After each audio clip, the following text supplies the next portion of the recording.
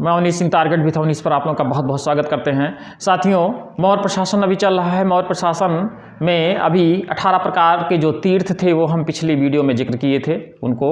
अब जो मंत्रिपरिषद से दूसरे स्थान पे अधिकारी हैं, दूसरे नंबर के जो अधिकारी हैं, जिनको 26 प्रकार का अध्यक्ष कहा गया है, कौटिल्य के जो है अर्थशास्त्र में मिलता है 26 प्रकार के अध्यक्ष, जिनमें कुछ बहुत महत्वपूर्ण अध्यक्ष जिनको जो परीक्षा में बार बार आते हैं और परीक्षा की दृष्टि से बहुत ही महत्वपूर्ण है, उनको हम देख लेंगे।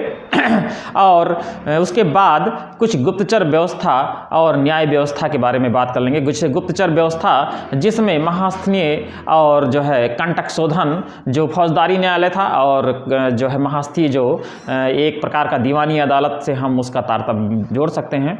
उसके बाद कुछ गुप्तचर व्यवस्था जैसे कि गूढ़ पुरुष, कौटिल्य ने गूढ़ पुरुष का, और क्या कहते हैं स्ट्रेबो और जस्ट स्ट्रेबो एरियन जैसे ये ओवरसीज और इंस्पेक्टर कहते हैं।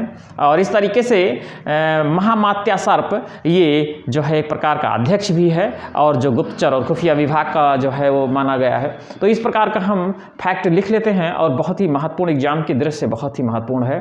फिर देख लेते हैं हम मौर्य प्रशासन और न्याय व्यवस्था में। सबसे पहले तो हम देख लेते हैं मंत्रिपरिषद में द्वितीय श्रेणी के जो हैं पदाधिकारी उनको अध्यक्ष कहा गया है। प्रथम श्रेणी के जो हैं अधिकारी उनको तीर्थ कहते हैं। जैसे हमने कल बताया था कि मंत्री, पुरोहित और जो अमात्य, इस तरीके से जो लोग थे वो प्रथम श्रेणी के अधिकारी थे, जबकि जो अध्यक्ष हैं वो द्वितीय श्रेणी के अध्यक्ष हैं, जिसमें हम सबसे पहले अखाड़ा अध्यक्ष हमने लिख लिया है। अखाड़ा अध्यक्ष जो कि खानों का अध्यक्ष है, ये बहुत ही महत्वपूर्ण है और जो महत्वपूर्ण है वही हमने लिखा भी है, सारा यही लिखा है। फिर विविता अध्यक्ष ये चारागाह का है, और पाण्य अध्यक्ष जो कि व्यापार और वाणिज्य का अध्यक्ष है। संस्था अध्यक्ष जो व्यापारिक मार्गों का अध्यक्ष है। सीता अध्यक्ष जैसे कि सीता अध्यक्ष और सीता पहले भी हम कृषि विभाग से संबंधित देखते थे और इससे पूर्व भी, जो कि सीता अध्यक्ष राजकीय कृषि विभाग का अध्यक्ष है। ये एग्जाम की दृष्टि से बहुत ही महत्वपूर्ण है, ये एग्जाम में कई बार आया हुआ है।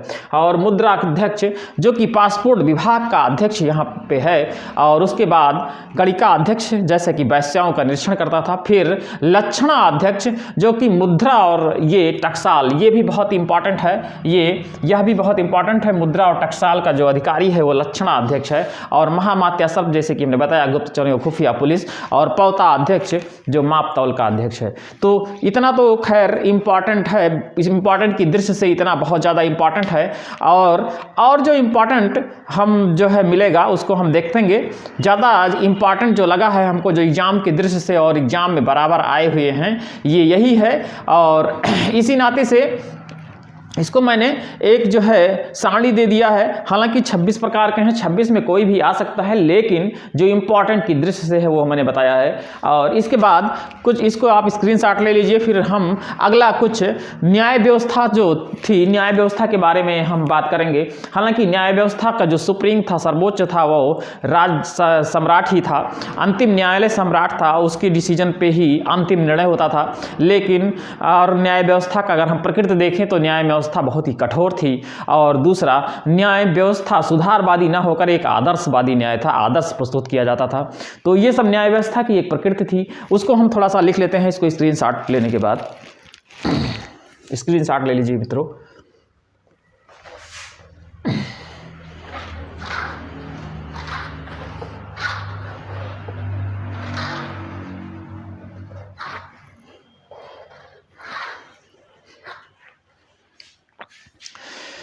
हम अब न्याय व्यवस्था थोड़ा सा देख लेते हैं।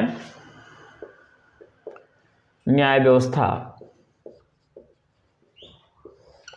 यहां पे न्याय व्यवस्था में हम दो प्रकार का, अर्थशास्त्र में दो प्रकार के न्यायालय का वर्णन है। यहां पे हम लिख लेते हैं।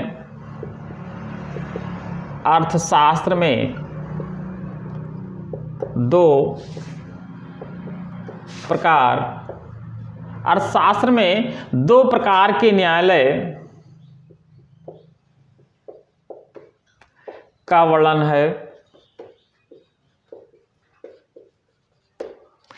अर्थशास्त्र में दो प्रकार के न्यायालय का वर्णन है। एक धर्मस्थीय, पहला धर्मस्थीय न्यायालय, और दूसरा है कंटक शोधन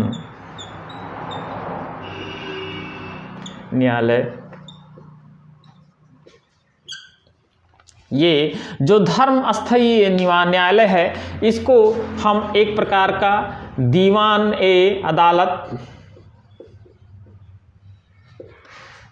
अदालत और कंटक शोधन जो था इसको हम फौजदारी अदालत कह सकते हैं। फौजदारी अदालत, ये दीवाने अदालत क्या है कि इस वर्ग में दीवाने अदालत यानी कि जो धर्मस्थीय था, इसमें जो नागरिक है, नागरिक में आपस में जो विवाद होते थे, इस प्रकार के न्यायालय को धर्मस्थीय न्यायालय कहते थे। जबकि कंटक शोधन में कुछ फौजदारी मामला या राज्य तथा कुछ नागरिकों के बीच में कुछ ऐसे विवाद जिसमें झगड़ा या फौजदारी जैसे मामले होते थे, वो होते थे कंटक शोधन में। और जो चोरी लूट के मामले, चोरी लूट याद के मामले, ये सब धर्मस्थीय न्यायालय के रूप में आते थे। और फिर हम आगे कुछ और ले लेते हैं। इनके राज्य के नागरिक होने के विवाद में कुछ न्यायाधीश होते थे, जैसे कि व्यवहारिक, ये व्यवहारिक जो होता था ये नगर न्यायाधीश होता था, नगर न्यायाधीश। जबकि जो रज्जुक होते थे, वो रज्जुक जो होते थे वो जनपद न्यायालय, जनपद न्यायाधीश, जनपद न्यायाधीश, जनपद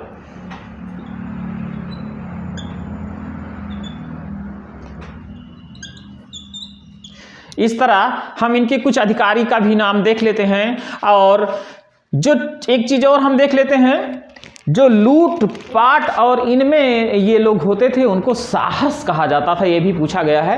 तो ये भी ध्यान रखेंगे हम कि जो लूट पाट के मामले जिन्हें साहस कहा जाता था।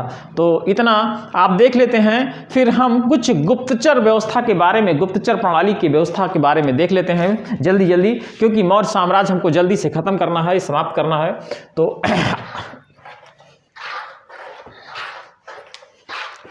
अगला हम कुछ गुप्तचर व्यवस्था देख लेते हैं।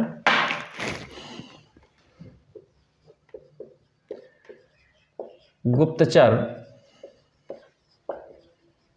व्यवस्था,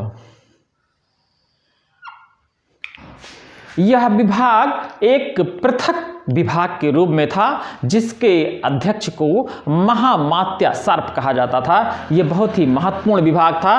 और उसके बाद कौटिल्य के अर्थशास्त्र में इन्हें गूढ़ पुरुष कहा गया है। बहुत ही इंपॉर्टेंट है, ये एग्जाम में बहुत बार आ चुका है कि गूढ़ पुरुष मतलब ये खुफिया या गुप्तचर विभाग, गुप्तचर होते थे जिन्हें गूढ़ पुरुष कहा जाता था। और एरियन ने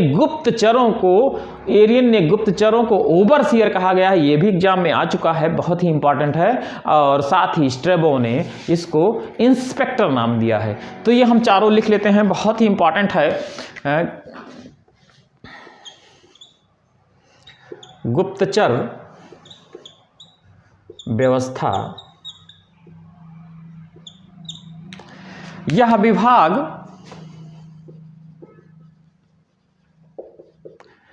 एक पृथक अमात्य के अधीन रखा गया है, जिसे महामात्या सर्प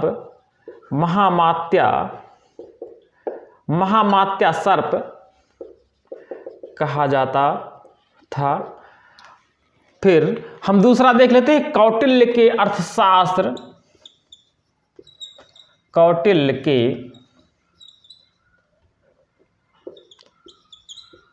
के अर्थशास्त्र में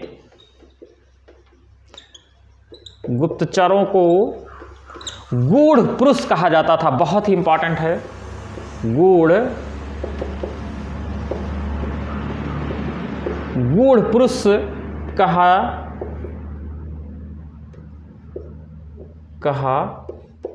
जाता था।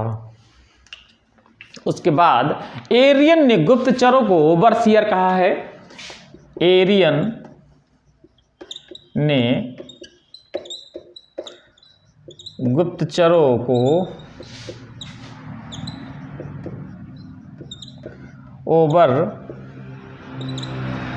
ओवरसियर, गुप्तचरों को ओवरसियर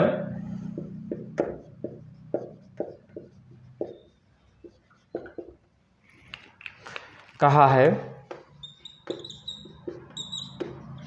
बहुत ही इंपॉर्टेंट ये भी है। फिर स्ट्रेबो इन्हें इंस्पेक्टर कहते हैं, यहीं पे लिख लेते हैं। स्ट्रेबो गुप्तचरों को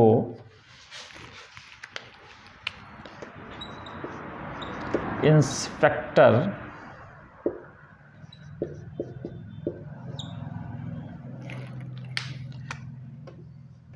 कहा है।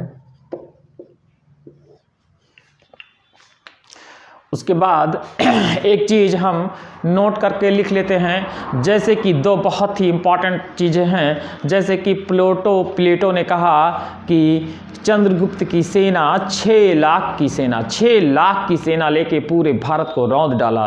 तो जो 6 लाख की संख्या है ये प्लेटो ने कहा है, जबकि जस्टिन ने चंद्रगुप्त मौर्य की सेना को डाकुओं की सेना की संज्ञा दी है। बहुत ही इंपॉर्टेंट ये दोनों फैक्ट हैं। तो या तो हम यहाँ पे नीचे लिख दे रहे हैं नोट करके, बहुत ही इंपॉर्टेंट है ये। नोट करके थोड़ा हम लिख लेते हैं कि प्लेटो के अनुसार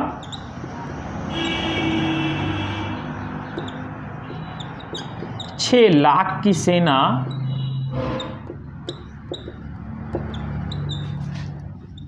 लेकर चंद्रगुप्त मौर्य ने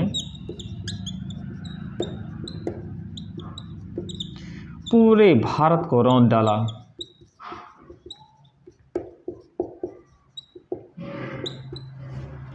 दूसरा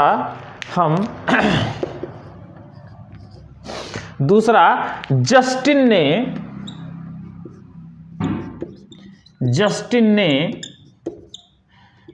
चंद्रगुप्त मौर्य की सेना को डाकुओं का गिरोह या डाकुओं का सेना,